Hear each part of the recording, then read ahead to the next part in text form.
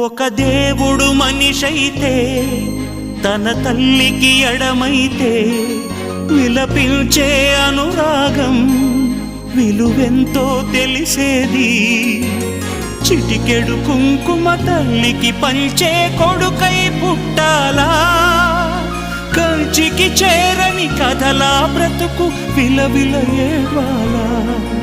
7 అడుగుల జీవితమా ఇది దేవుడి శాసనమా, ఏడ్పించే నాగతమా ఓదార్చని జీవితమా.